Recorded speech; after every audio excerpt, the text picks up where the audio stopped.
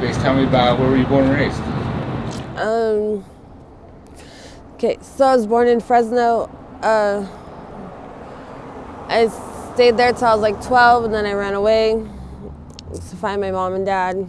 And then I found them in Ukiah, and then didn't like it too much, so then I started hopping freight trains and never been in a stable place for too long. Yeah. So, 12 and younger, you weren't raised with your mom and dad? No, my grandparents. Yeah, tell me more about that. What was your home life like, and why your grandparents? I don't know. My mom was a drug addict. She had me really young. And then she didn't necessarily get along with her parents, or they split up or whatever. And then, typical, she didn't like the stepmom. And then I bounced around from like my grandparents to my other grandparents to her, from like trap house to trap house. And then eventually my grandparents just got custody of me, so yeah. Was it just you or any siblings? I got lots of siblings, but it was just me with my grandparents. Like my two brothers, they got to stay with my mom and dad. Oh, mom and stepdad, which is my dad, so yeah. So when you were 12, tell me about that. You said you went to find them? Yeah, because you know how like, it's like you always want something you don't have, so it's like I got to see everybody so happy with their mom and dad, and like I just for some reason felt like I wanted that, and thought that if I found them then it would be like that, but it wasn't. But so I ran away, and somehow I got a hold of my mom, and I went to stay with her for a little bit. So you were living in Fresno at this time? Yeah. Your mom was in Fresno as well? No, she was in Ukiah. How far out from Fresno? Like a few hours, like 6 hours, I think. It's like Northern California, so it's near like near Oregon, Oregon, near it, close, or it's more like Santa Rosa. Yeah. So you got a hold of your mom at 12 and said, pretty much that I wanted to come stay with them, and I couldn't stand being with my grandparents because they were really strict, like overly strict, like stupid strict. But it was like they just wanted me to be better than my mom, So they like expected more out of me, which was really hard.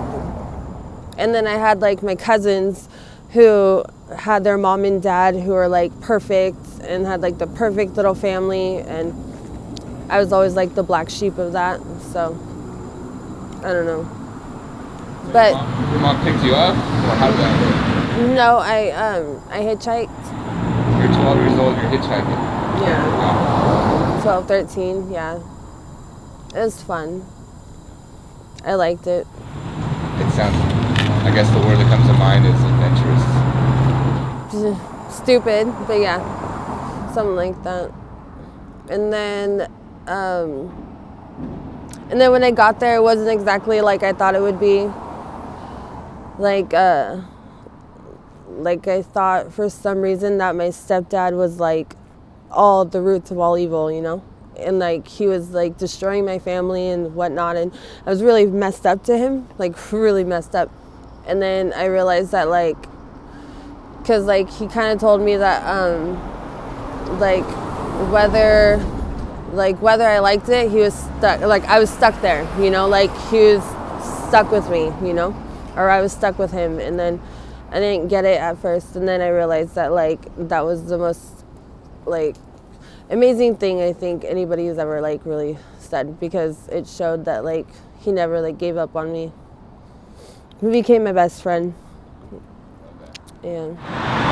So the message was like, I'm not going anywhere. Oh yeah, like I could fight him all I wanted, and it didn't matter, because no matter what I did or what problems I created, it was like he wasn't going anywhere.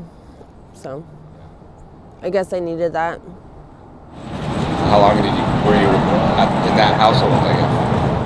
Oh, I don't necessarily know if it was a house, but Or whatever, that environment, you say that.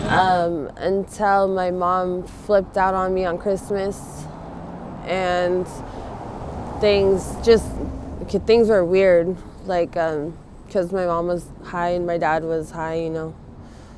So it didn't exactly, a perfect family didn't really work out as I thought it would work out. But How old were you at this Christmas? like 13, 14, 13, 13.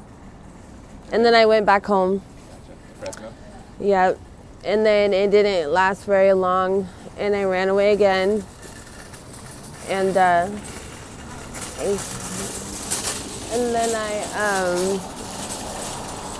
I went back because like somehow I got in like some type of relationship with my stepdad to where like, you know, he was like my dad, you know, like I accepted him as my dad.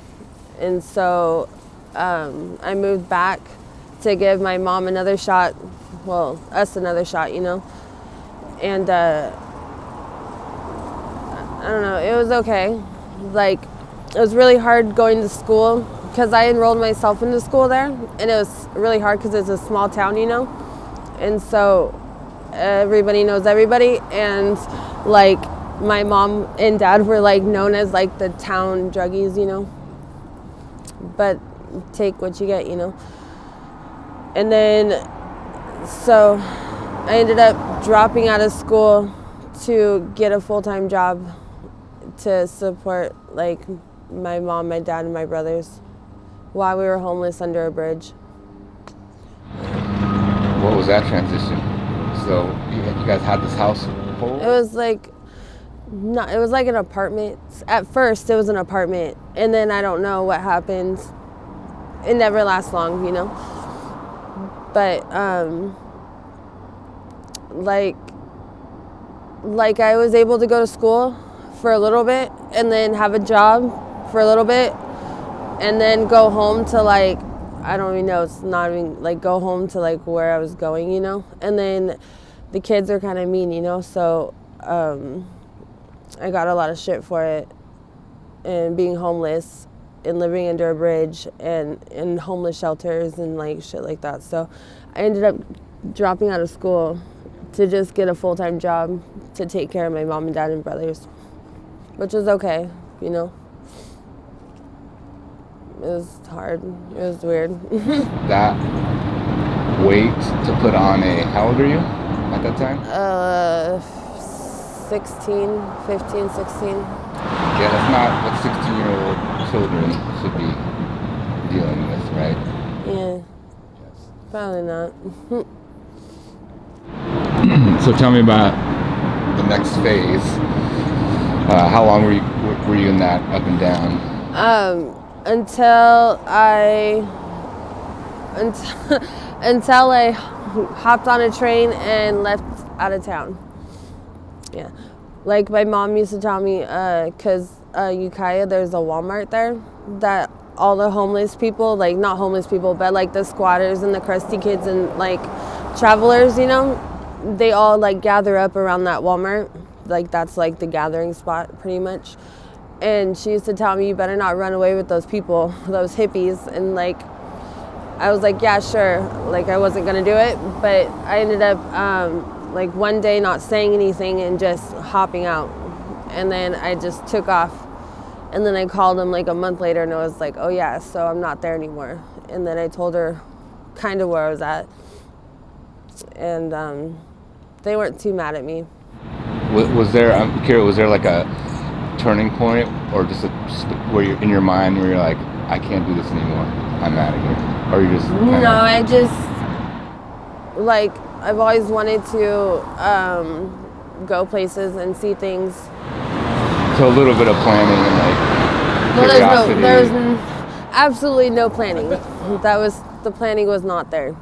Like, I had no clue what I was doing or where I was going or how I was getting there, or like, it was just like kind of just on the whim on everything. Like, flying signs in random towns and like being in towns where like it was not okay, absolutely not okay to be like homeless or traveling or like, you know, like hitchhiking or, you know, living in the woods or anything like that. Like it was not okay. So they would like pay you to get out of their town. Yeah. The one time I got paid $400 to like leave their town. Me and like 8 of my friends. Yeah. It was like $400 each. It was crazy. Just this older couple, they were like, we understand you, you know, you're young and stuff, and like they started explaining stuff like back in Woodstock or whatever, the Grateful Dead and all this stuff, and they're like when they were younger, but they were like now they're older and now they like don't stand for that, and so pretty much if we would just nicely get out of their town, because it was like kind of like a retirement town, then they would really appreciate it. Sorry. Yeah. I don't mean to laugh, but it's just like, it was we used to be weird. hippies and be like you and be free-spirited, but now we've changed, and can you leave?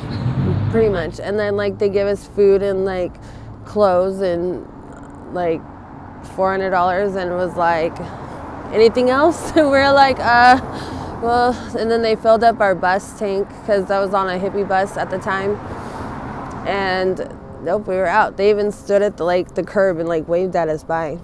We were just like, okay. That sounds surreal. It was kind of funny. Where did the bus head off to? I think that time we were on our way to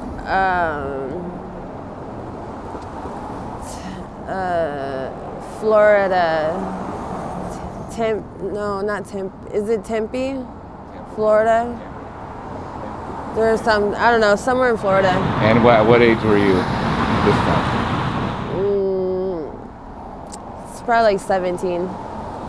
17, yeah. And then I went home, back to my mom and dad, and then stayed there for a little bit, and then moved to Arizona. Don't know why I moved to Arizona either, but... You knew somebody there, or just kind of... Or no, I moved to... Where did I move? Oh, I moved to Crescent City first. Yeah, moved to Crescent City with my boyfriend that I had met, who was like older than me, and he was gonna like save me and like take me out of like this horrible life that I had and some more baloney that he fed me. And then he had family in Crescent City, and then he ended up cheating on me while I had a full-time job and supported us while he stayed at home and sleeping with one of my friends. Like, I'm not very jealous, you know, so me coming home from work and then seeing my friend there, it didn't bug me, you know? I didn't think nothing of it. And then it dawned on me later on that like, oh, okay, when I walked in on it. So that was pretty lame. So then I ended up moving out and moving into like some trailer park and started dating this other dude. Stupid. And then that got tired of that, so then I went back home. And then I moved to Arizona after that for a little bit. I never stay in one spot. It's kind of hard. So when did you, and what age did you come up to Seattle? Maybe like, let's see, 21, 22, maybe 22 or 23, 22. I don't know, it was only supposed to be temporary. Like, I came here for like, which is it, like Folk Life or Hemp Fest first? Which one's first? I don't know which one's first. I know Folk Life is, when is that? I'm not sure. In the summertime. Yeah, well, I went to, I don't know if it was Folk Life or Hemp Fest first, but I came to one of those first, and then I left again, and then I came back for the other with my road dog, who ended up going to jail because the Comet Tavern, you know that bar, the owner, the guy that works there, hates street kids, like hates them, you know, with a passion, you know. And so my road dog was around there, and this guy beat up his girlfriend really bad. This black dude beat up his girlfriend really bad, and so she went and got her two friends and their two boyfriends, and then they came and like fucked that dude up, like really bad, like put him in the hospital. And the guy that worked at the Comet Tavern or whatever told the cops that it was my road dog that did it, him and my other friend. So like they ended up being in jail for a really long time, and I didn't want to leave them behind, so I ended up staying here way longer than I wanted to. So you kind of got stranded here. Yeah. And real quick, can you define road dog? Somebody who I traveled with. It was just like my partner, so like, you know, I wasn't out, because it's good to, like, when you travel, not to be by yourself.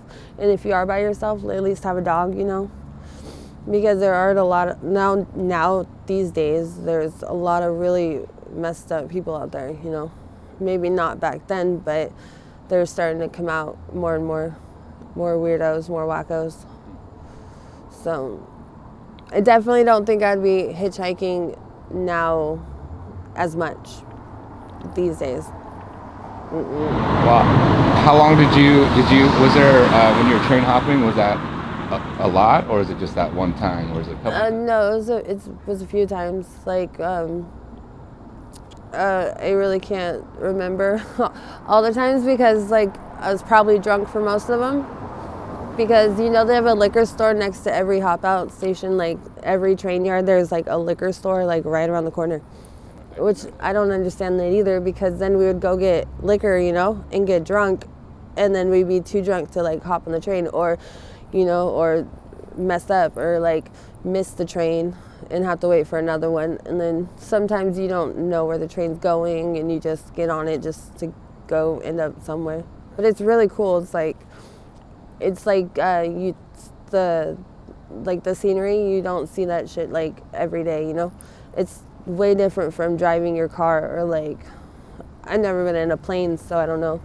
But trains they go to places that like not many like vehicles and shit can go, you know. Yeah, I talked to a couple people that have done that, and similar, like they've seen stuff that, you know, because if you're on a highway, that's what it's built for, cars. But trains take different routes. Yeah, and you got like woods, and it's just, yeah, it's quite amazing, actually. Well, Space, tell me about your current situation. Current situation is I went to treatment a few months ago and got clean off the Fetty, and so I first let my emotions and my feelings get to me, and wasn't able to control them as I wished I could, and I started doing like blues, you know. And it started off, I was pretending to do blues, you know, to get somebody to care about me more, which was stupid because that's manipulation, you know. And I felt like maybe if he thought I was gonna kill myself on these things, maybe he would care, you know, or like tell me like, hey, check it out, I don't want this, you know, and thinking that maybe he would see that it was like not good for me, that like maybe he would see, you know, he doesn't want me to be like this, you know, and he would like appreciate the person that I was more, you know. And then it got to the point where, well, we got into it a little bit, it got to the point where I was actually doing the blues now, because I was just so like broken, it felt like. And then so the context, so I understand correctly, is you were with somebody that you cared about. The relationship was good or not so good? It was good. It was like one of those relationships that like when things are going great, they do things to put bumps in the fucking road, you know. And it's like they can't accept the fact that things are okay or things are good, or start to sabotage. Yeah. And so you that's kind of a cry for help, like, hey. Yeah. And it was definitely not the right decision or right move to pull, you know. Like, if I could go back, I definitely would just be like, fuck this, you know? And so you got hooked on blues. Yeah. And then I kind of like knew that if I stayed somewhere, I was going to, and I would, when we would get into fights, I would go out and do things to like purposely, I feel like I did it to purposely get me in trouble because it seemed like he cared more about me when I was in jail, you know? And he was nicer to me when I was in jail, which that's a shitty way to think about it, but it happens. But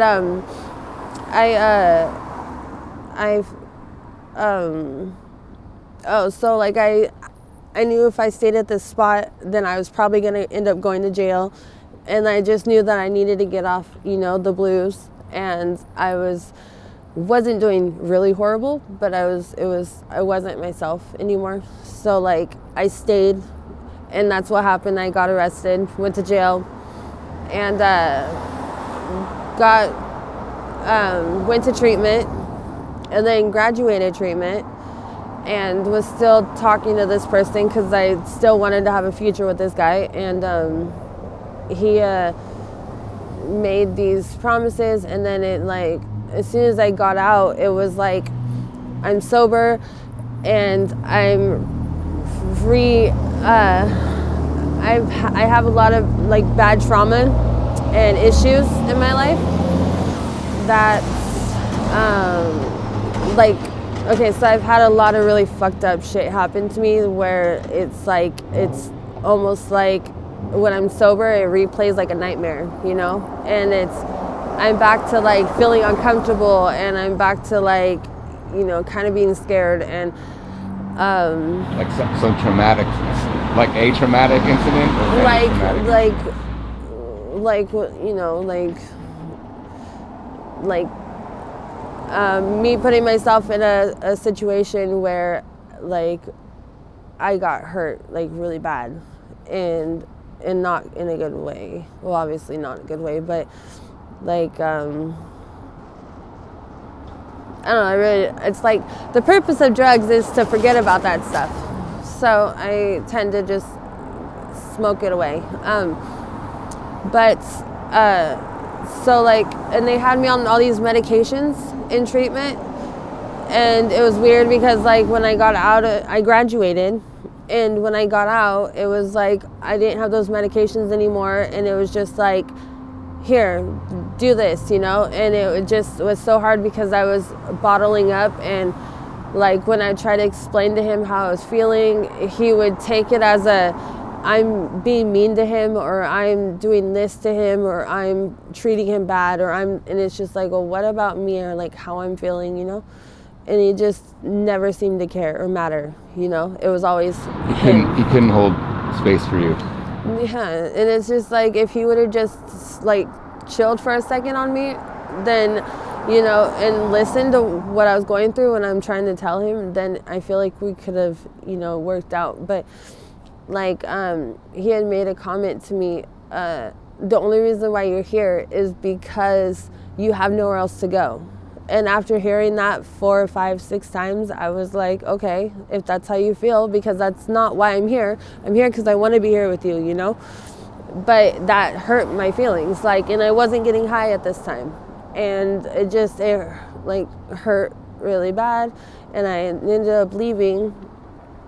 And I don't know, I just was tired of crying. Like, so I started doing Fetty, which is worse than blues.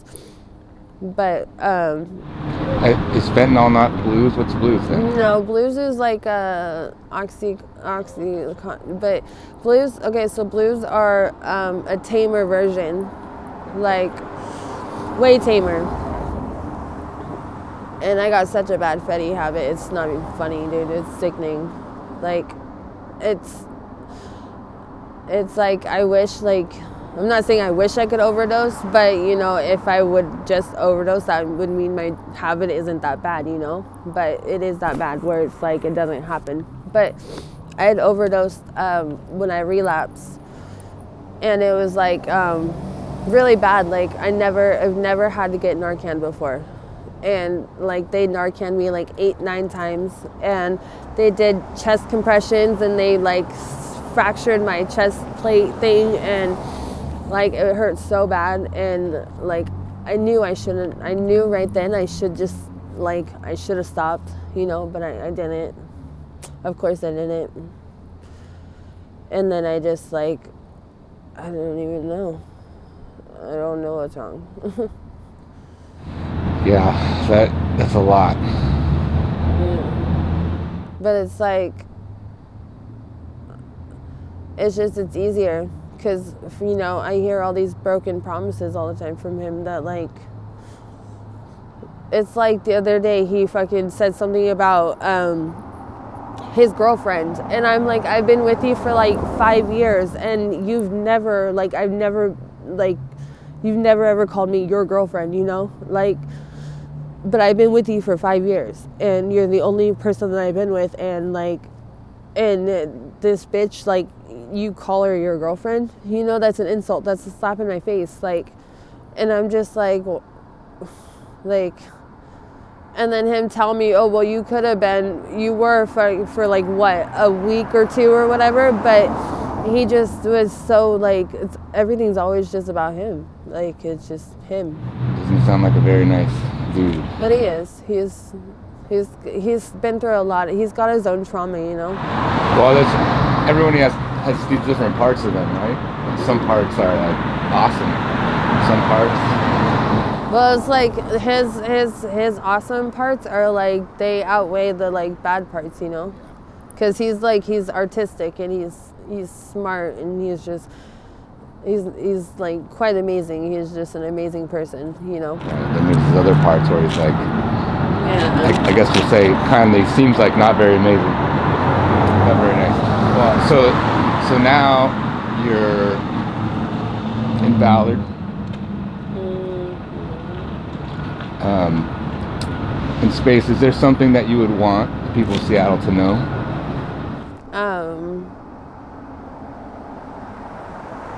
I don't really know.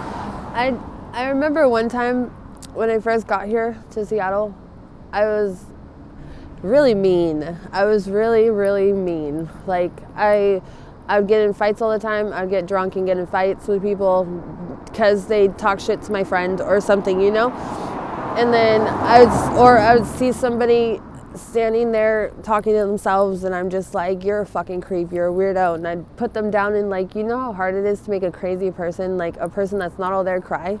It's extremely hard, like, because it's like you can't make them cry because it's like nothing you say, like they don't comprehend it, you know?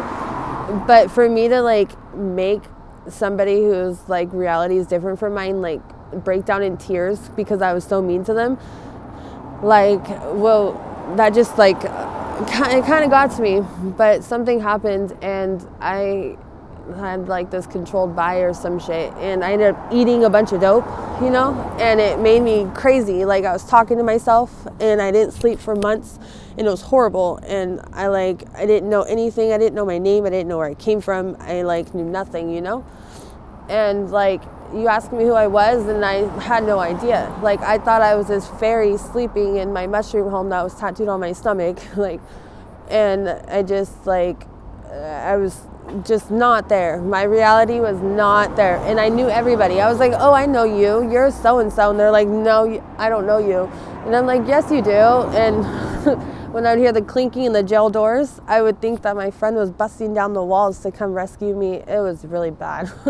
So bad, like, and it just, I don't know, but I met this person named Traveltron he's passed away now because of some stuff that happened, and he gave me like 10 or 11 hits of acid and was like, here you go, mama, and puts it in my mouth.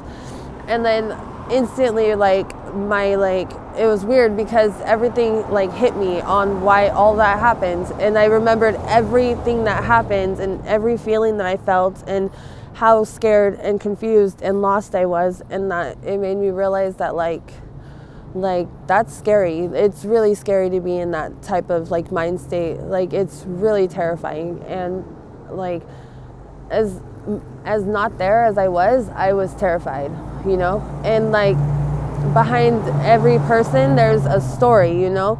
So this crazy person, right, like who's talking to themselves, freaking out, you don't know what they've been through. Like I know this one guy, the one I made cry, like I didn't know his story, and then I found out that he used to have a really nice apartment and a job and a really nice car and a fiance, and like had like this perfect life, and then him and his fiance wanted to try heroin, you know, and they did, and she overdosed and died, right? That was the love of his life. So there he is by himself, alone, blaming himself. He just slips away into like this person that he's like, because of that traumatic incident of losing the love of his life, you know, he literally just lost everything, and to the point where he doesn't know his real name, you know. Huh? So he lost everything, including his mind. Yeah, and then it got to the point where he was like turning tricks, and this guy wasn't even gay, you know, but now he's turning tricks for dope and doing this, and like I bought him like 7 pairs of shoes.